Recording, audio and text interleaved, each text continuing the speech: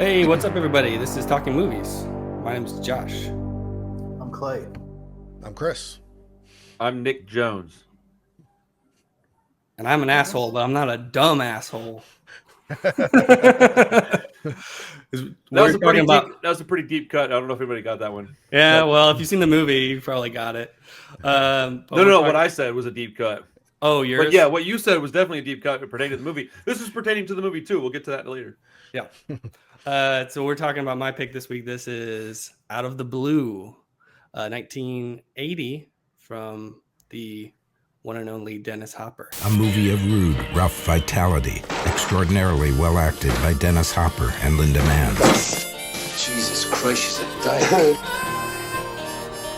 Oh, let's go! God damn it! Johnny Rotten left me. Sid Vicious left me. Punk. Elvis. Oh man, I know about Elvis. You know, you need Out of the Blue, a sharp shock to complacent faith in civilization. Out of the Blue is the easy rider for the 80s. The movie is about a girl named CB, and I can't really describe the plot because it's a fairly small, spare movie. Without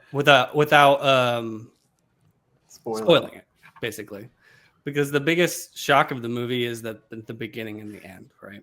So the movie starts. I mean, you guys did not know what the movie was about when you watched it, right? Totally blind. Totally blind. Okay. Yep. Yeah. So the movie starts with the girl riding in the truck with her dad. He's a big rig driver. He's drinking on the job, and slams right into a stalled out school bus full of children. T-bones. That were sitting in the bus for some reason.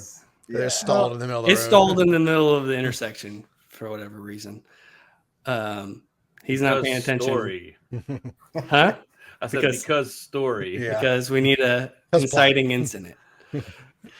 And then it flashes forward. She's several years older. He's in prison. And it's really just a story about this girl's life and and just the trauma that she went through and like how it ruined her family's ruined by it. It is, thinking about it, like we've watched sort of similar things, like even Randy brought up Suburbia. It's like if you like lived in the house of one of those kids before they left, right? That makes It really- sense. yeah, it is kind of like that. Dude, you know what? Here's something funny. I was watching it, and I watched it blind, and I didn't understand. Well, it doesn't matter. This shouldn't have happened anyways. But Parker was hanging. I watched it kind of earlier in the evening, and he made me miss the bus. I knew that had happened, but I didn't understand the consequences of anything. So like 20 minutes later, I'm like, what in the is going on? Yeah. And I was like, all right, dude, I got to rewind this movie and start it over. And then I was just like, of course, I missed the one part in the first like 2 minutes that you cannot miss. Yeah. Like I missed that he was even drinking in the truck. I didn't even realize that, dude. Like I just missed a couple of things because I'm like, dude, chill. Yeah. Like here, take this. Leave me. I'm trying to watch a movie. But I was so irritated because I was very, very thoroughly confused during the first half of that movie. Because it's not a movie that has really a plot. It's a story. It's a hangout. Well, you could call it a hangout movie. It's just a movie that follows someone's life. So if you're not paying attention to it's about the characters. It's about the details of what's going on. So if you're not paying close attention, you could, I guess, miss it. It's that scene took me out of it. I gotta say, like the beginning. When I saw they play like a secondary scene that's a slow motion with all the freaking mannequins dangling out, and I was just like, I was laughing. I thought it was funny, and I was like, this isn't supposed to be funny. But There's a few moments like that. I laugh at a lot of things that aren't supposed to be funny. Yeah, so it's a very small movie. You guys watched it on like Criterion or something? Did it have the beginning with the text? Yeah, I saw it. Yeah, what did it say? It's a quick Yeah, so explanation of it gives it an explanation of how the movie came to be, basically. So it did not start out as a movie directed by Dennis Hopper. Dennis Hopper was just hired to be the father. He comes in, they do several weeks of filming, I think 2 or 3 weeks of filming, and then they fire the director because it's just not working out. The footage isn't good. He doesn't know. He's a first-time director. He doesn't know what he's doing, and it's just the producers fire him. So they're gonna scrap the whole movie. Dennis Hopper's in the movie. He meets this girl, Linda Manns, the main character, and he just recognizes something in her. He's like, "There's something special about this girl. I think we can do something here." So he's like, he's directed movies before, but it's been a while. We can get into that in a minute, but he's like, let me direct it. So he goes home and he completely rewrites the script over a single weekend. Damn. And basically refocuses the whole movie around her character and who she is. She was a kid that liked punk rock. She had a drum set. Like all the little things, the little details in the movie are like just what she likes, who she kind of is. Yeah, so he tailored it to her. Tailored it to her. Made a character movie about who he saw this girl as, basically. Huh. And so it's kind of a run and gun type of movie. So it feels very rough, and there's not a lot of money there. Dennis Hopper did this. He wrote the whole script in a weekend. Rewrote it, yeah. I mean, I think he was using the bones of what was there. So the original script was about her and the therapist who gets like 2 scenes in the movie. Weak. Yeah. That dude was really like, dude, seriously? Bro, what happened, man? And it was just supposed to be a typical like drama type movie. So in the original script, the therapist is essentially the main character, and it's about him saving this little girl. Like, it was going to be a terrible. It's like a Lifetime movie. Yeah, like a Lifetime movie of the week, pretty much. Yeah, where he like revives this little girl of her trauma or whatever. Ugh. And so this time I watched the movie about a month ago. So this time I watched it with the commentary that had Dennis Hopper talking over it, and he said, "Yeah, we had to shoot with the therapist for a week because he thought it was his movie." So there's like a ton of footage that they shot that he was like, "I knew I was never going to use any of it." Wow, that's pretty dirty.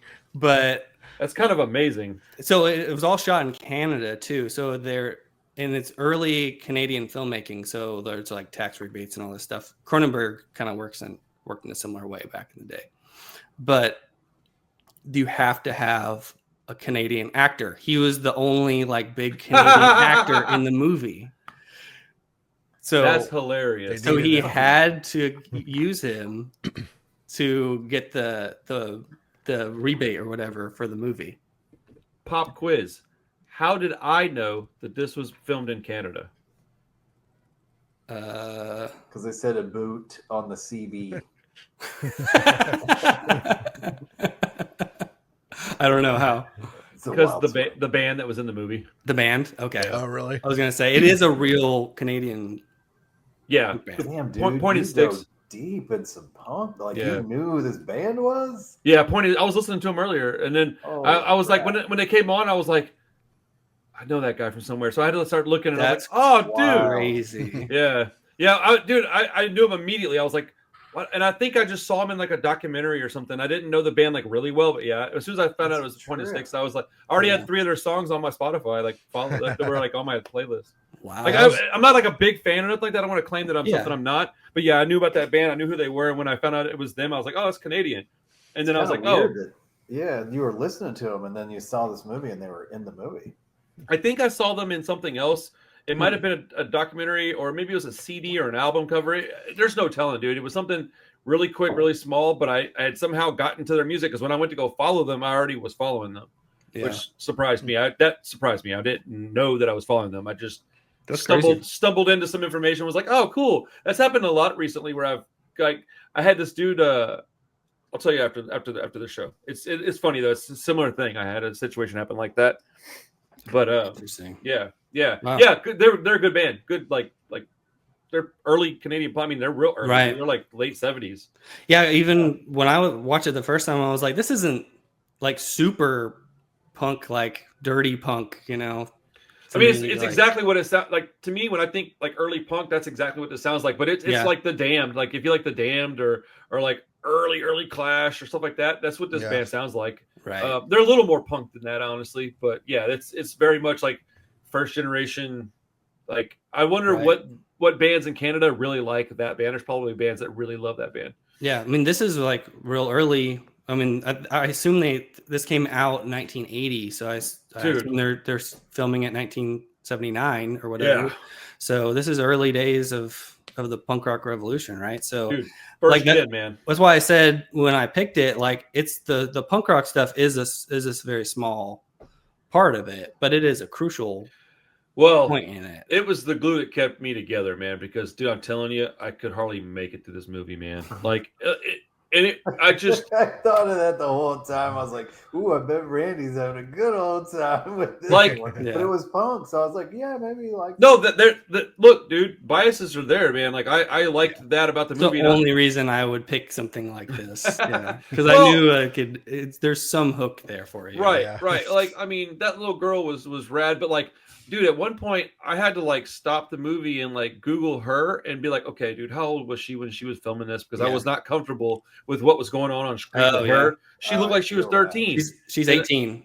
Yeah. But she looked like a tiny kid, and I was like, I had to stop it. I even went and told Chris, I was like, I had to go check this chick's age, and she was like, why? I was like, look, and I rewound it. I was like, I can't watch this, man. Not being a dad, I got a little girl, man. I can't even let my girl go to the swimming pool. Which, you know, once I realized she was an adult when she was filming it, it still was kind of curmudgeony as far as like the topic, but I was like a lot more comfortable watching it because I don't know. I think I've changed in the last couple of years, like as my daughter's growing up and your daughter's growing up, and I'm seeing these kids that I love become little people, and I'm like, I'm not the same guy as I was even a couple of years ago, and I think that's a good thing. But yeah, no, it is a hard movie to watch in a lot of ways. My reason for not liking the movie, it's not even that I actively disliked it. I think I'm just kind of like, it's probably worth the rewatch. I just, man, there was times in this movie that I smiled to myself and I was like, I know exactly why Josh likes this movie. Like I know I could tell what you like about it.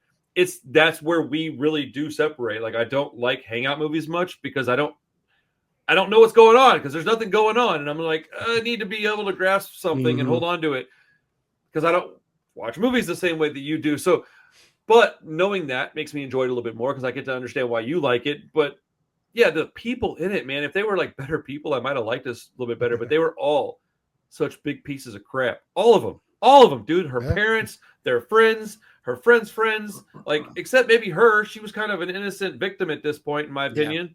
Yeah.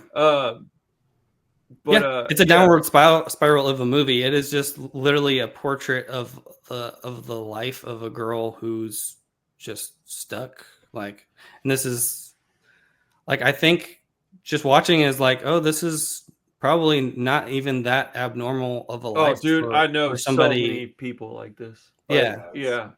That's probably why I stayed and watched it all because I just felt so familiar. It did. If there's a lot of things in it that like. How many people have alcoholic parents? Right. You know, it's just done in this way that's like just really, it's heartbreaking, but it felt very impactful. Well, it was very accurate. Yeah. At least from my perspective, it was everything that happened seemed very accurate. Like the jail thing, accurate. The he would have definitely got 5 years for that. Even though it was an accident, quote unquote, it was still going to be manslaughter. And then the guy coming in like wanting to fight him over his kid, like that seemed very realistic. Then like, and that's the day he gets out of prison and he's already drunk. You know, it's just like, In all fairness, though, I mean, I don't know if I could ever not be drunk if I did that to a bunch of children. Yeah, I would. That's the thing. Yeah, I might have just, self-deleted, but like. Yeah, that was something. Go ahead and finish your thought. Oh, I was just gonna say, like, one of the things that like it was hard for me to watch was the mom tying off and getting high in the bathroom, but like, it was so well made that I was like, ugh, it just sent me like back in time, dude. I was like, it honestly made me like kind of like Jones a little bit. I was like, oh man, because I still have that in my brain. Like, it's never gonna go anywhere. Yeah, and like it was just done in a way that wasn't crude. It wasn't overly graphic. But it was really clear what was happening, and then it doesn't feel pornographic in any way. No, like, it's not trying to what's the right word? It wasn't bombastic, sensationalizing it in any way. It just feels real. Like you're just, and that's the thing about a movie like this. Yeah, there's not a lot happening, but that's what creates the realism. Like you're in somebody else's shoes. You may actually know the answer to this, Josh. How much experience did that woman have with addiction? Do you know? The actress? I'm not sure. Wait, what? Wasn't that Farrah? No, that's not Farrah Fawcett. No, she looks just fucking like her. It's the hair, I think. Yeah. Well, it's that woman all the time portrayed like a she knew addict, what she was doing, bro. Like to a startling degree. Like I was like sad by her like accurate portrayal. I was like, man, dude, she's acting just like somebody that's like the way her mood was shifting. Like, look, I didn't like the movie, but it was well made. Like the acting was incredible because that woman, you could have told me she was actually a junkie, and I would be like, oh, that makes sense. And she acted like one. I think most of this comes from Dennis Hopper because, I don't know much about him, dude. So I don't have a clue. Okay. So let's do a little like quick history lesson. So Dennis Hopper, I had forgotten this, but his first movie is Rebel Without a Cause. Like, he's been around since the 50s. Like he was an actor. Rider. Well, yeah, Easy Rider. That's his first. That's big thing, right? That's his first directed role. Yeah. Oh, he directed that. Yes. Breakout. Him and Peter Fonda made a movie. It's a very important movie for the history of cinema. Easy Rider? Yes. I know Easy Rider. I just don't know much about Dennis Hopper personally. Yeah. So that's a movie all about the hippie movement. It's the end of the 60s going into the 70s. It was the first movie that ever used found music, which is like a soundtrack. Really? All movies ever had a score before that. He was the first person to just get permission from artists to use their music back before you had to, pay copyrights on all that. Dude, I did not know. I didn't know that. That's actually like pretty. So that's a him thing because that's like why in this movie he's like buddies with Neil Young. Dude, when Neil Young needle drop happened at the beginning, I was like, I'm gonna fucking love this movie. Like, this is awesome. I had the opposite reaction. Me too. I had a feeling that was not y'all's jam, but I love Neil Young. So yeah, man. But yeah, the movie is titled off of that song. Yeah, and it's the king. The king is dead. But not forgotten. This is a story about Johnny Rotten. Dennis Hopper literally heard that song in the car that weekend, and he had to rewrite the script, and he's like, oh. Okay, that's the one. That's he rewrote it based off of the lyrics of the song. But wasn't Dennis kind of like a biker guy? Like, wasn't he sort of a? So he wasn't a biker, but he was a hippie and he was a drug addict. So he made a big famous biker movie, so people see him that way. But he was a method actor who the reason I brought up Rebel Without a Cause is because he was buddies with oh my god, James Dean. Yeah, I was thinking Dean. Sorry, I didn't want to interrupt you, but I was waiting for a second. Yeah, James Dean, who was one of the first big method actors. Who he died very, very young. Made 3 movies, and Dennis Hopper's in 2 of them. So he was like his icon. So he basically took everything he knew from James Dean, and it drove him kind of nuts. Like he thought he was this real like deep artist, and he thought he was using drugs to like be a deeper, more experimental artist. I've done that. Yeah, Jim Morrison. On it. Yeah, sort of. Yeah, sure. You could definitely say that. But yeah, he went absolutely nuts, and the success of Easy Rider only, just reinforced exactly, that's the word. Reinforced everything that he was doing. So after Easy Rider, he makes this infamous movie called The Last Movie. I've tried to watch it. I can't get through it. It's so from what I understand is it's in this foreign country. He's a guy like a stuntman who ends up staying there and starts making a movie, and then the natives start like picking up it becomes really meta and weird. Like they start building cameras out of bamboo and like filming what they're doing. I watched like 30 minutes of it twice, and I'm like, I can't do this. It's a drug fueled mess. I was like, he was on too much drugs, I guess. Yeah. So after I watched this movie the first time, I was like, I need to know more about Dennis Hopper. So I read listened to the whole like biography about him. And there's like a third of the book is about The Last Movie because it's such an insane ordeal. Like he's out in the woods for a long time. I can't remember. More didgeridoo. just filming crazy stuff. Like he's just experimenting. Like doesn't really know what he's doing. Just shooting all this stuff. Coked out of his mind. Sounds amazing. Doing all sorts of crazy drugs. And then spends like over a year in the editing room. Like he apparently at one point what's the guy that did El Topo? Jodorowsky. Yeah. He gets with him and he's like, you need to like tell it all out of order. It's all like he recuts the movie in this. You gotta confuse everybody that watches this. And then apparently they undo that at one point, but this was like the early 70s where the studio system was falling apart. They didn't know, and things like Easy Rider, like, oh, this is what the kids want. This is cool. This is hip. It worked. Yeah. So they give him all this money, and then he delivers this insane mess, and blackballs his career for a decade. Yeah, it's kind of hilarious. So through the entire 70s, he doesn't direct another movie until this movie.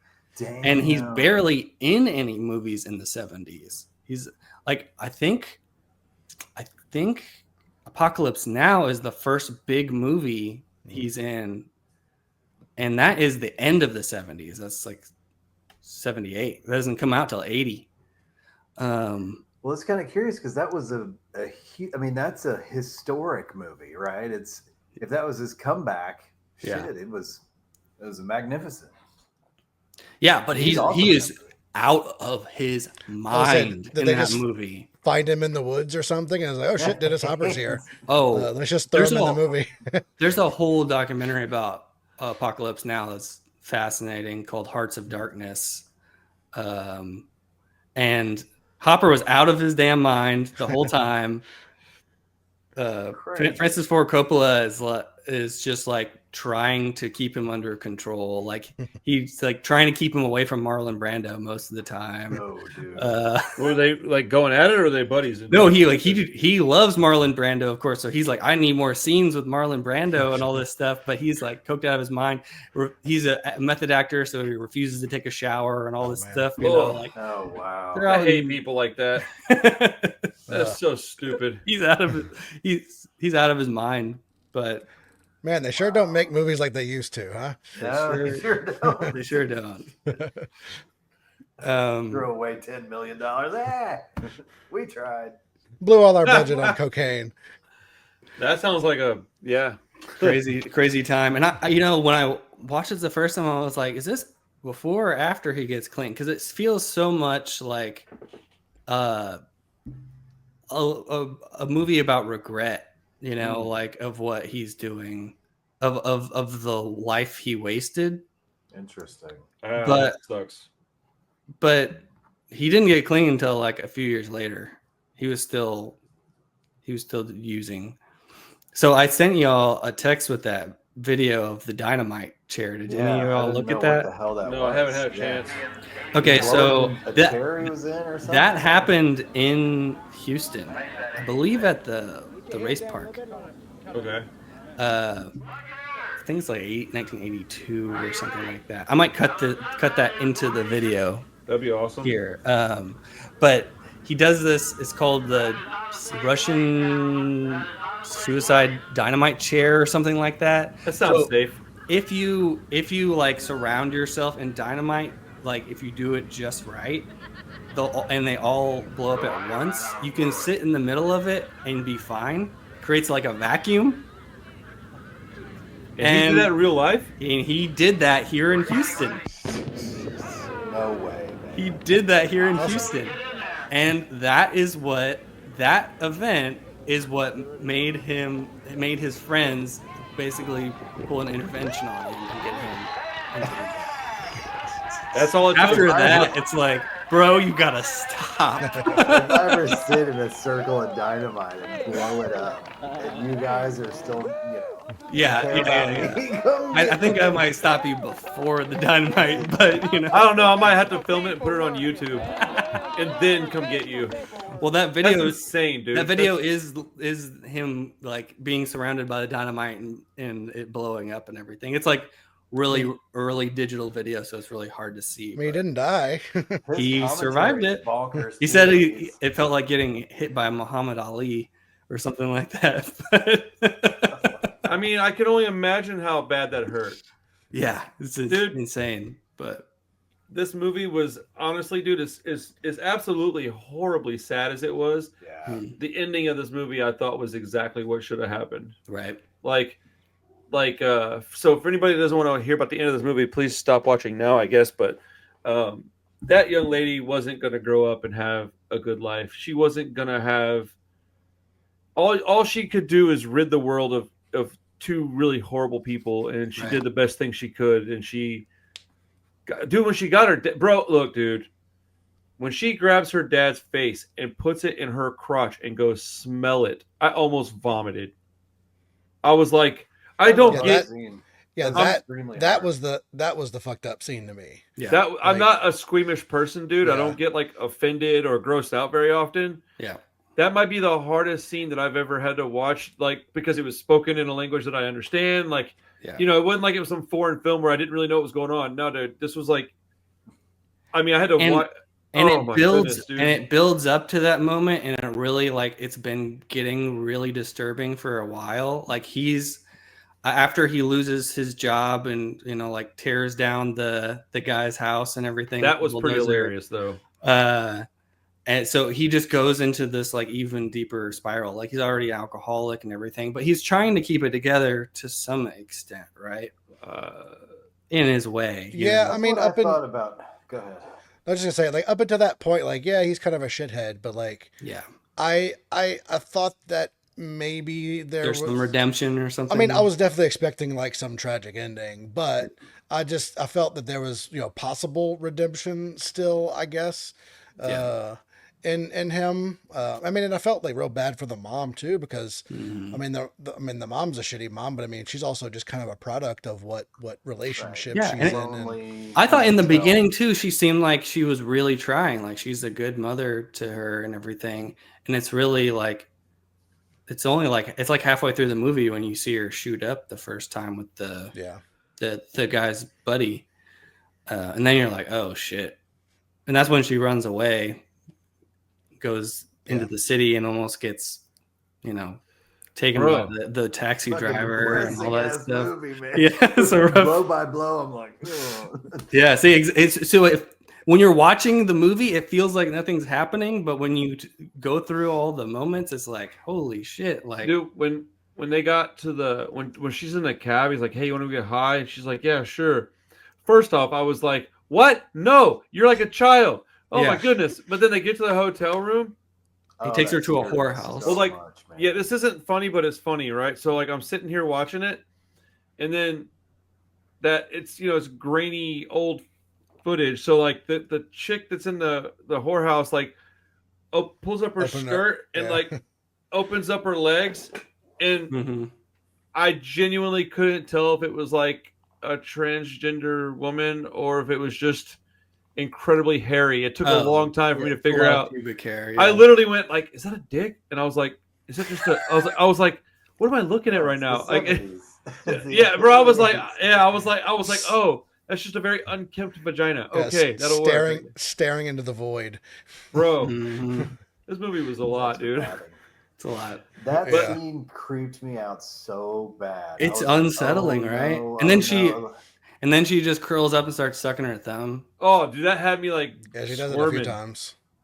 And apparently that was so. Linda Mann's. She's only been in a few movies. Her first movie was the Terrence Malick movie Days of Heaven, where he just like found her. She was a kid that like lived on the street for a while. Wow. Like she's had real life experience with shit like this. She walks like somebody like that. Yeah, it feels real, right? I think Hopper recognized that. Like there's some real shit there. She had that Conor McGregor walk where she just kind of like. She walked like a person that had to protect herself. Yeah, protect herself, exactly. Yeah, her whole demeanor, everything is about like trying to survive, like her, just trying to protect herself. But yeah, so where was I going with that? Linda, she lived on the streets for a while. What else was I going to say there? I forgot. I lost my train of thought. Yeah, she's the mom to one of the kids in Gummo. Oh yeah. Wait, in real life? In the movie? No, in the movie. Oh, she's okay. I was like, hold on, how did that happen? Okay, bro, dude, I was about to just quit talking about movies, dude. Like, no, I'm good, I'm out. Mutant baby. I will say that this movie reminded me of Kids in Gummo a little bit. Like it had the same vibe. I wondered. I haven't seen them, but it seems like they have that sort of. Kids isn't a much happier ending, sir. So if you want to watch that movie, yeah, I hear that. But have you not seen Kids either? No, bro. I'm pretty surprised that neither of you. Clay, have you seen Kids? Bro, I grew up watching that. That was like, let's go skating. Let's watch Kids first. Yeah, me too. It's not a fun movie. I don't know why we watched it so much, but we did. Well, like the first 45 minutes are hangout, though. I mean, it just gets dark really fast, and when it gets dark, it just tanks. It doesn't. There's no gradual. It's just like, oh, we're in this movie now. Awesome. Didn't know I was gonna have a bad day, but I guess I'm gonna. But this movie, look, I not liking it is almost irrelevant, bro. Because like it's especially when you have context. You know what I'm saying? Like learning about how Dennis Hopper got involved and whatnot, but. Man, there were parts about the movie I liked. I liked when she got to hang out with the punk rock band and like the guy was like nice to her, and I was like, you know what, dude, that feels like real. That's what we would have done. We would have been like, nah, come on, kid. Like you and like when they were filming, you can tell it feels like a formative moment for her. Right. Whenever the band's playing and it's from the band's perspective, and that one guy's up in the front, you could just tell that they were like, just like do your thing to the kids, and that one kid's like right in the front, and he's going.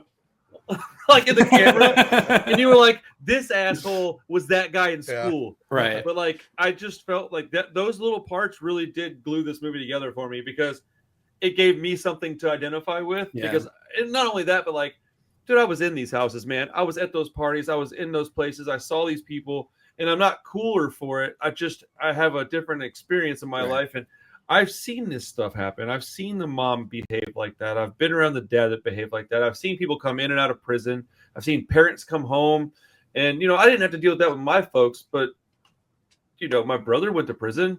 And, like, I was around this stuff. So, like, this just felt grimy. It felt too familiar at points. Like, but it was, it was a very, I don't know. I think the story needs to be told. People like this exist, man. People need help.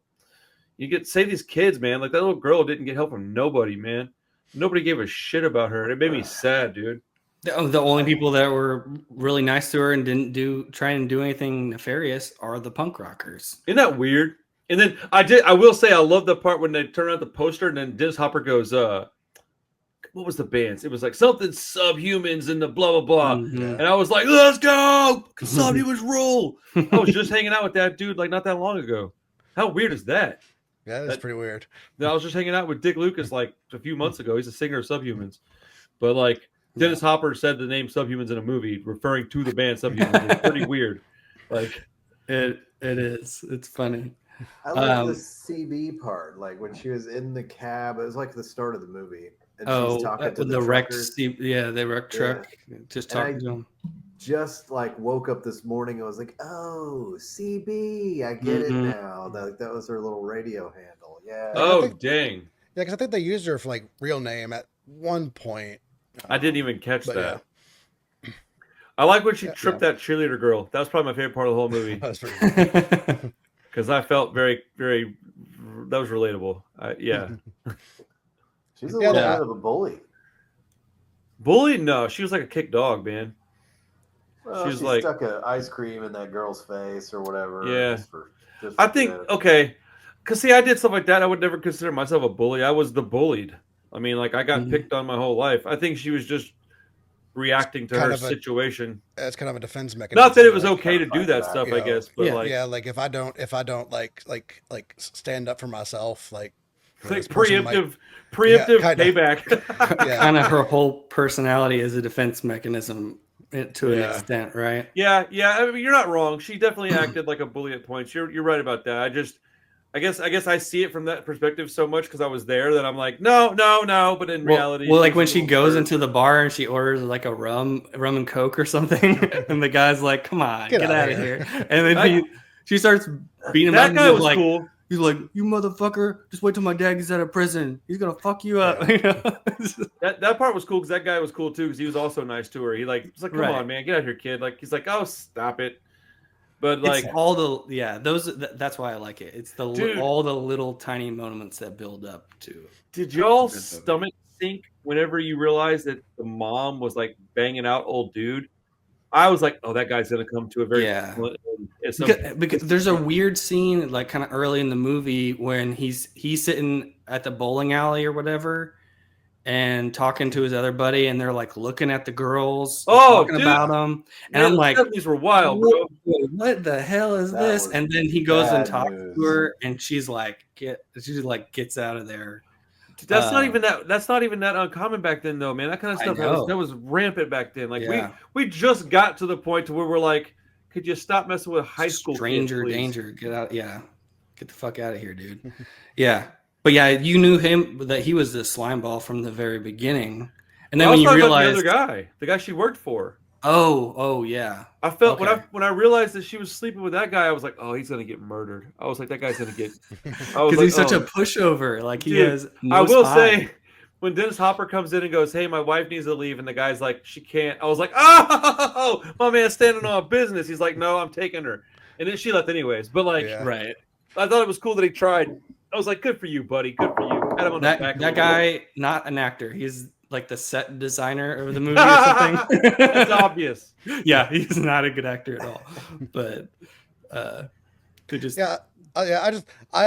found the movie more interesting, I guess, than I enjoyed it necessarily. I finished the movie. I'm not sure how I feel about this. Yeah, but I was like, this is going to be a really good conversation. I think it's an interesting movie that, I mean, I think I fell victim a little bit to like Letterboxd too. Like I saw the word masterpiece thrown around about it. Like, this is not a masterpiece. I mean, it's. Who said people just called it that? Just like scrolling through the Letterboxd reviews and stuff. I mean, so like, but Letterboxd is has a lot of things like that you maybe get get get an idea in your head. It like, was kind of a lost movie for a long time. So when you uncover like a kind of hidden gem like this, it's like, that's kind of it's a masterpiece. You know, that people overcompensate.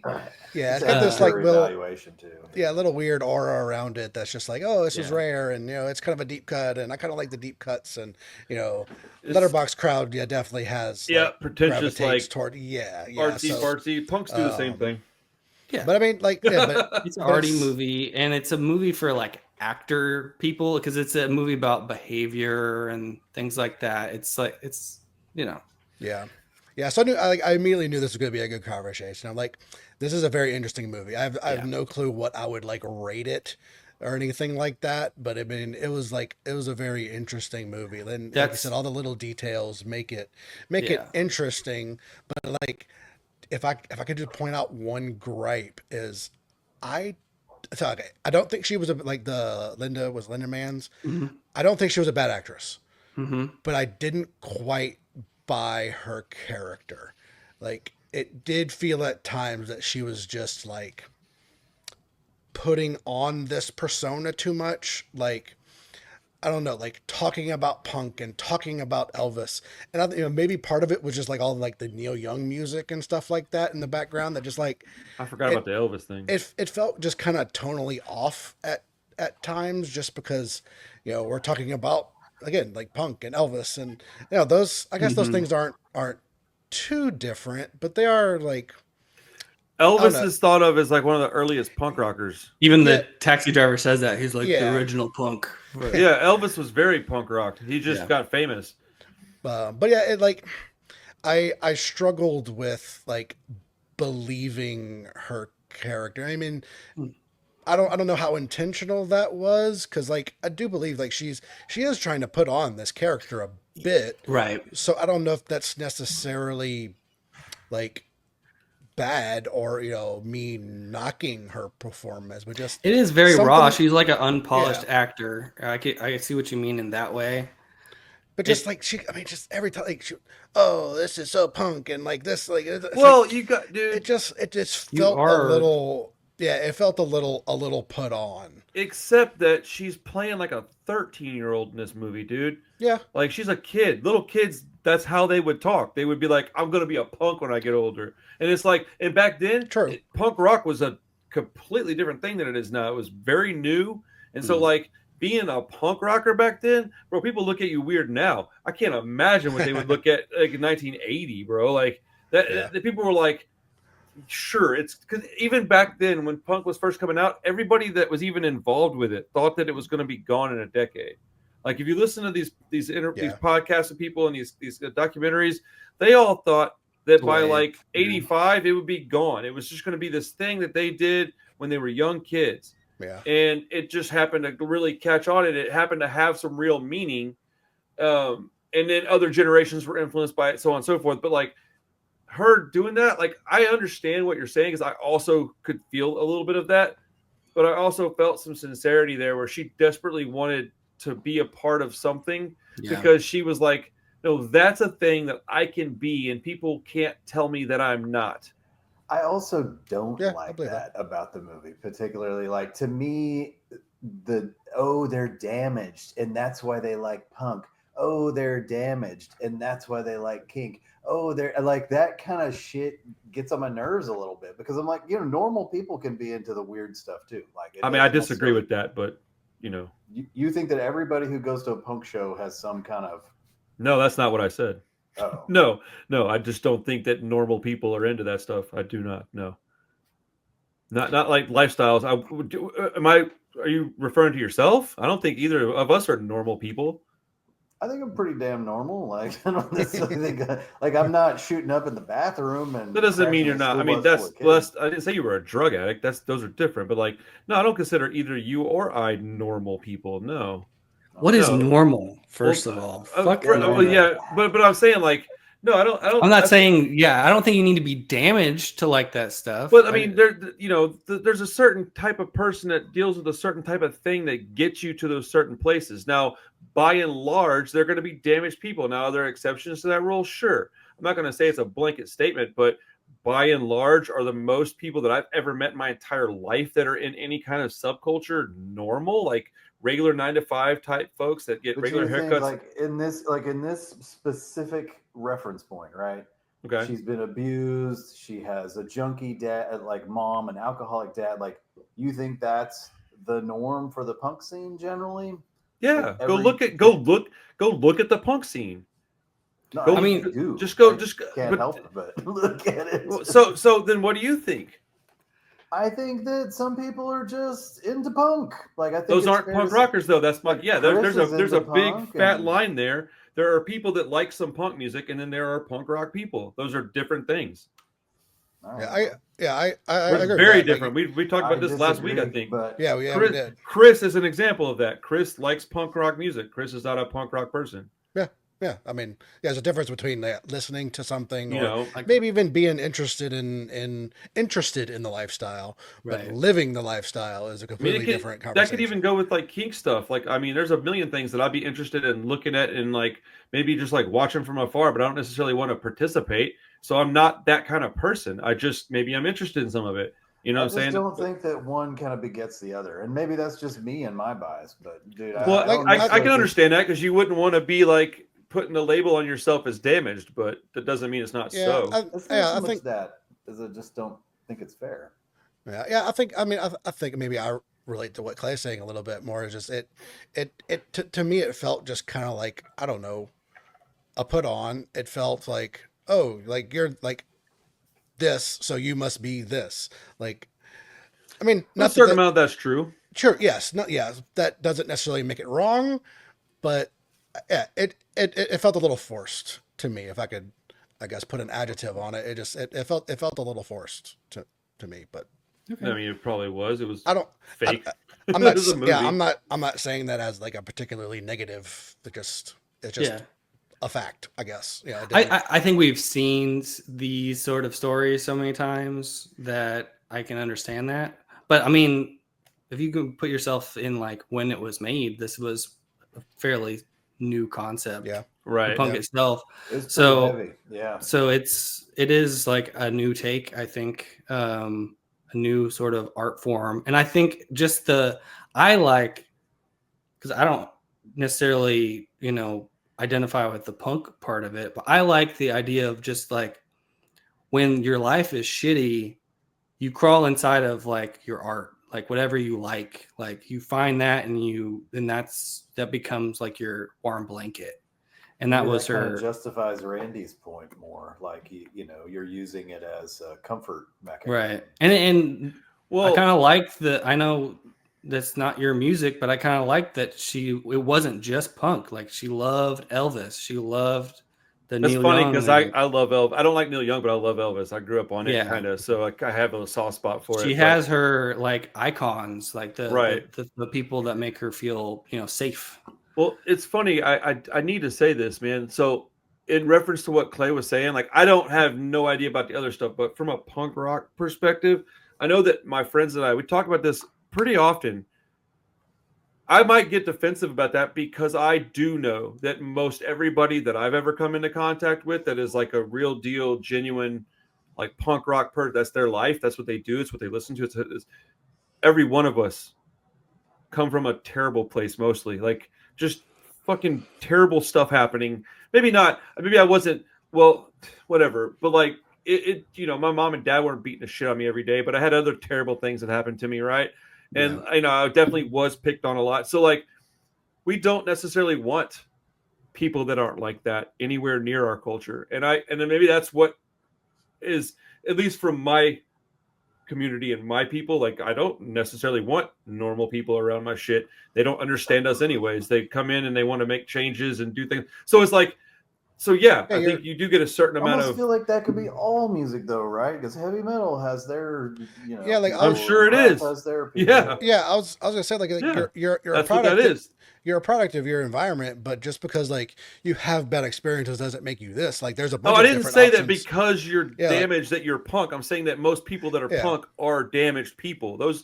I think it's the chain of events. You gotta look at it in the right order. Like something happens to you, and it can make a lot of people go down this particular path. There's multiple not the paths. other way around. Right. Not that every damaged person gets into punk, but most punk people, I would say, not every, I guess, but most are from that.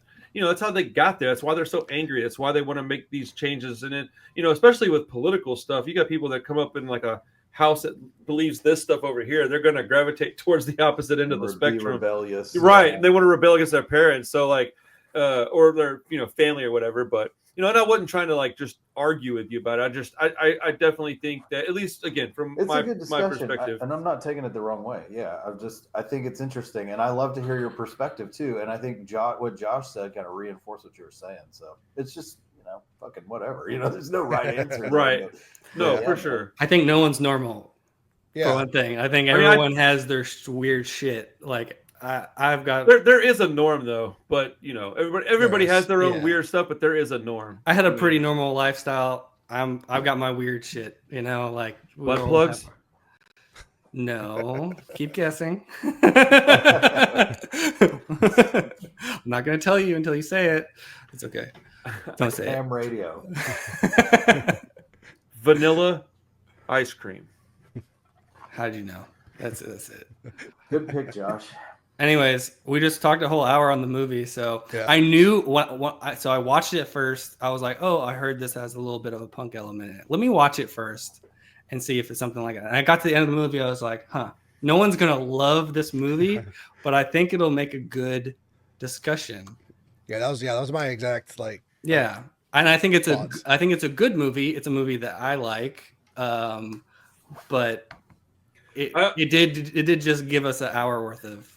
I almost feel like I should own it just so it could go on my shelf next to all my other punk rock movies, because like it does have a lot in common with Suburbia. Like it feels like it could be like the precursor to that group of people. Exactly. Yeah. When I watched it, I was like, oh yeah, it's like that one girl in Suburbia that had the abusive dad or whatever. Dude, when he takes her to the fucking takes his homeboy upstairs. Dude, I wanted to crawl through my screen and strangle them both. Man. I could hardly watch it. I was like, is this really going to happen? I'm so glad. Dude, I don't often get to where I'm like glad that the happy stuff happened, but like, I'm glad that never went down, because I can't handle that. I don't know. I think I'm changing, bro. I think I'm getting softer. That was definitely a relief. It gets really dark. It does, and that's when she's dressing up like Elvis too. She's like, she knows something is about to happen. She can feel it.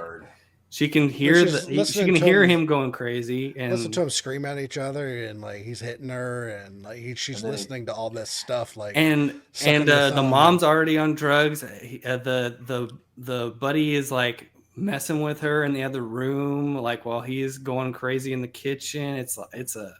Dude, when she took off and went out, I don't remember what she did. I think she hitchhiked or was like asleep in the bed of a truck or something. Yeah, and she went to like a different town, bro.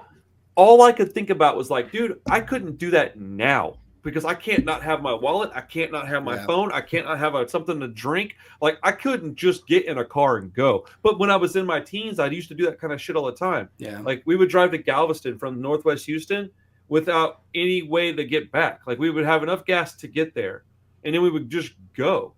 I had some buddies that got on trains. They would hop on trains. I had a lot of friends that did that stuff. Yep, that's so nuts, bro. I was thinking younger, like I would just like get on my bike, like, or me and a couple friends would just get on our bikes and we would go. We didn't have any place we were going, but I mean, we just went and man, I miss those days, dude. Like see where the day took us. That was sort of what hit me most about this movie, is like nobody has a phone, nobody's distracted with anything. They're like, she's playing dress up, she's putting makeup on, she's, playing guitar, she's playing drums, she's, just bored. Interacting with the world. Being bored. More. Yeah. Yeah. And being creative as a person, and not always just picking up a stick and throwing it and just like doing dumb bored kid shit. Yeah. Trying to go get into a club, picking a fight, just going playing pinball. Like, that's what doesn't feel forced about the movie. Like it just feels natural. It felt like a day in the life. Yeah. Or like a weekend, whatever. Yeah. Days in the life. But yeah, man, interesting flick, dude. Well, thanks for letting me put you guys through that. I know it wasn't the most fun you've ever had, but I thought it made for... No, the most fun I've ever had with those butt plugs we were talking about earlier. I'll bring those back to you when I after I wash them. Keep them. Keep them. Not normal. That's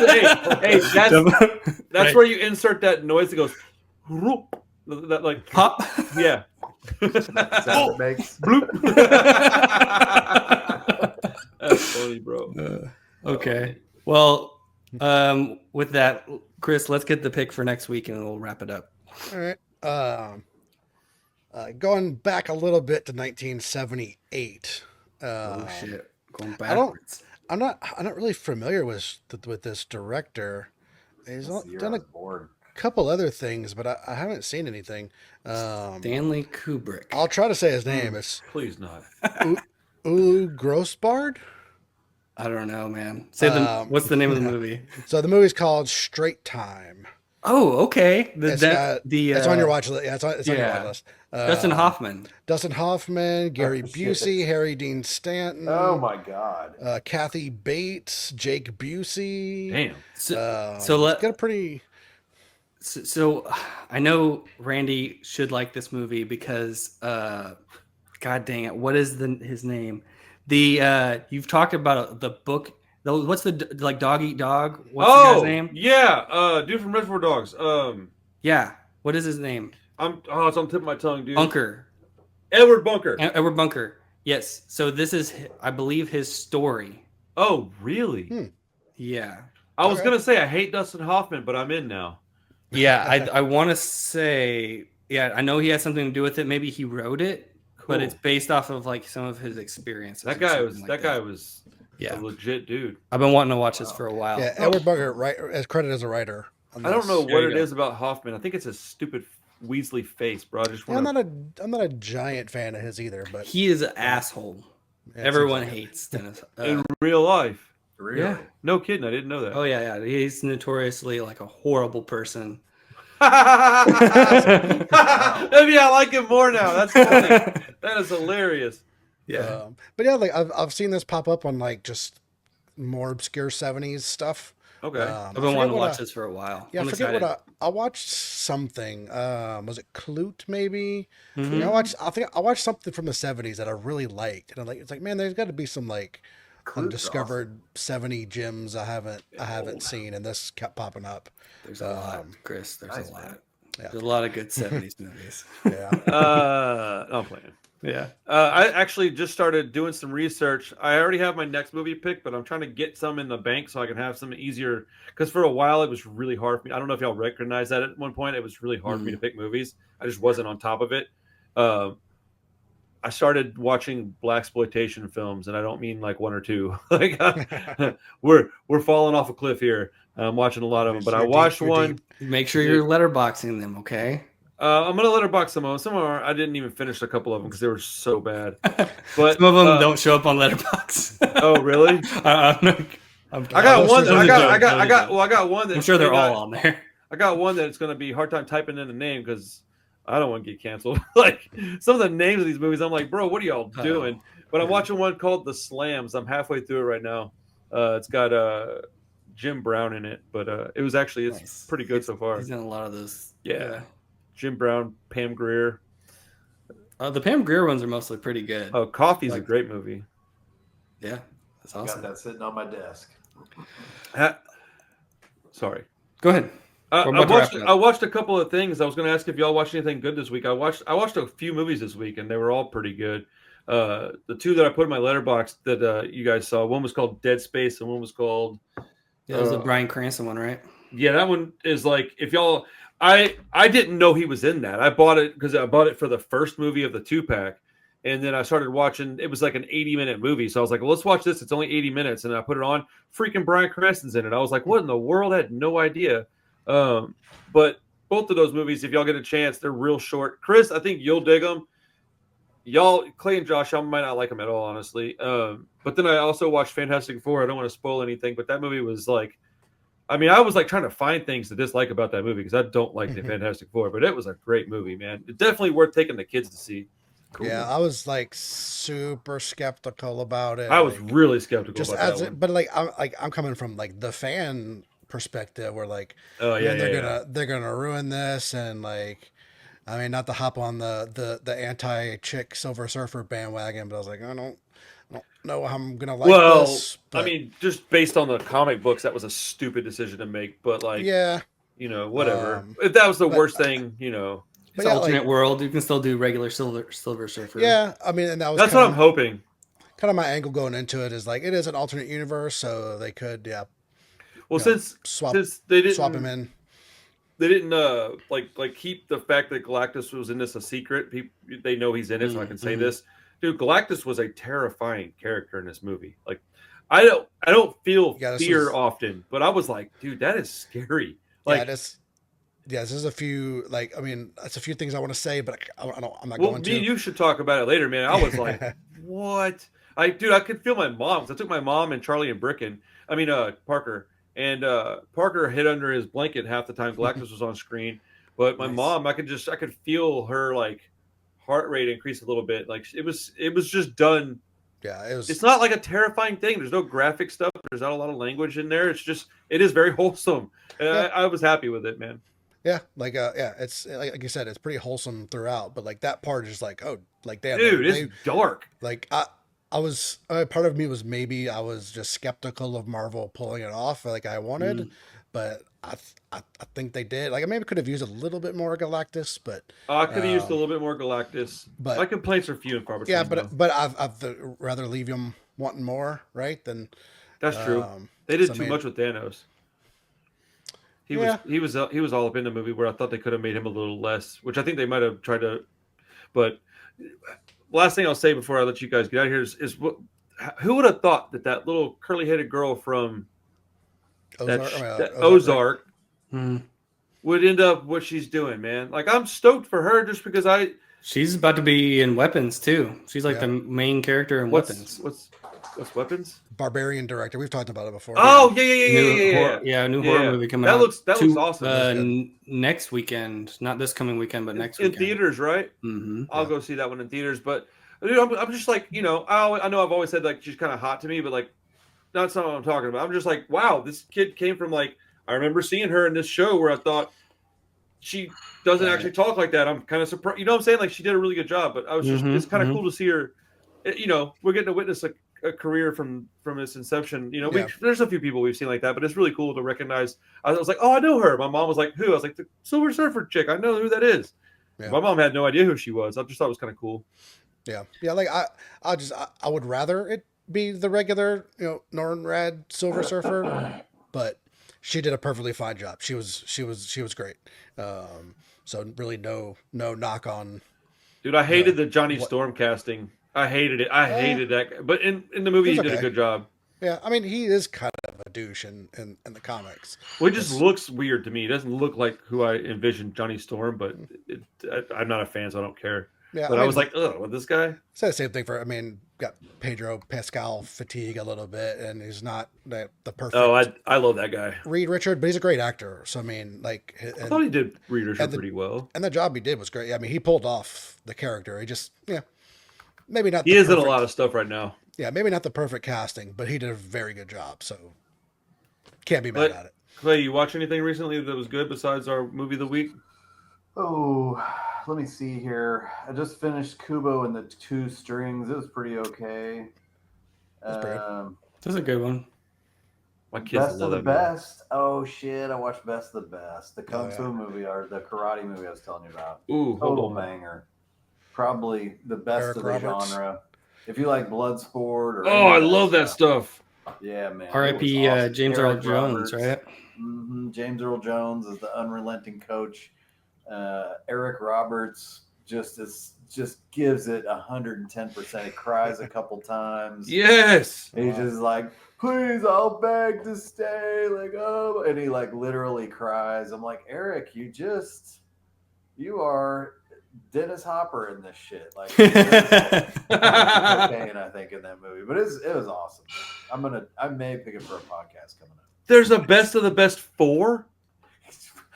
What? How good is Eric Roberts still in it? If they paid him, I bet Dude, he is. He wrote, directed, and starred in it. And he did the lighting and and the wardrobe and all the stunt work was Eric Roberts. The Played sex every scene was character in Julia, the but movie. whatever. he's the only character in the movie. He plays all the characters. Hell yeah. Dude, do y'all might watch watch that. South Park? I do, yeah. Did y'all see the recent episode they did with? Oh Yes. my goodness, Yes. bro! I mean, it's been blowing up all over the internet. Well, that's the only reason I even knew about it. So I went back and watched it, and I was like, "All right, well, they apparently don't care about anything that this guy can do to them." I was like, "I don't have enough courage to do some shit like that, bro." Yeah, Like- I find it funny, just like all the political sides trying to pull, their 2 cents into South Park guys, and like they've never had a political agenda, and I think still don't have a political agenda, but just both No, they sides just of wanna politics is trying to irritate pull. people. Yeah, like they're freaking woke, whatever. Yeah. Idiot, and then just it's just funny. I just think it's funny. I think it's that funny because they're like under Paramount or whatever, and Trump just literally sued them and got a bunch of money from them. So that's what the episode's about. Yeah. Part of it. That's Yes. That's awesome. And they Dude, really just Yeah. fuck you. Yeah. Those dudes are punk rock dudes, that's for sure. They Yeah. live the lifestyle. I don't know what That's damaged them when they were awesome. younger, but maybe it was Saddam Hussein and Satan. I don't know. Oh, dude. Fun stuff. What about you, Joshua? Before we get out of here, did you watch anything else? I watched The Swimmer, which is a Burt Movie about Lancaster. sperm? Oh, Pregnancy movie. that's Yeah. what I was like. Yeah. Movie about sperm. It's a sperm, and it's about his journey through the birth canal. That's Turns out it's a butthole. You're watching a gay porn. It's a really sad movie. He goes through a lot of trauma. Big twist at the end. Oh. He doesn't make it. He doesn't fertilize it. The movie's called Plan B. It's a 3-hour movie. He just- Swimmer 2 back shot. Dude, okay, speaking of Oh that, my right? God. So I was at Okay. the antique mall, right? And I'm like moving boxes. And I'm like, I was borrowing Julie's like dolly. She had a dolly. I needed to move a cabinet that I was taking to the other spot. And I'm like moving boxes, and I picked up a box. You know how if you pick up a box that's folded shut, if you squeeze it, it'll like open up. So I'm like, I pick up these boxes, and I like it like opened right in front of my face, and I like just instinctively looked down, and I almost dropped it. I was like, Julie, and she's like, what? I was like, where did you get this box? And she's like, somebody just dropped it off. And I was like, do you know what's in here? And she's like, what do you mean? And I was like, well, I can't show you in the hallway. And I go inside, dude, the smuttiest of smutty smut. And it was full of it. I was like, oh my goodness. And then She she had no told idea. No, she told me, she's like, oh, is that where that's at? Bring that in here. She said that some lady called her and was like, hey, do you buy porn? And she's like, sure. And the lady like shows up with a dude. I guess, look, Julie tells the story better than I do, but a lady, I guess the lady's husband had this stuff and wasn't telling her he had it all. And she must have discovered his stash and was not having it. And the guy's apparently standing there looking all embarrassed. And Oh, man. the lady's like, here, just give them to her. Like, makes her, like, gave her, like, almost nothing for him. Like, you know how much porn costs, dude. It's expensive, man. Like, or so I hear. I have never bought a porn magazine. Yeah, no.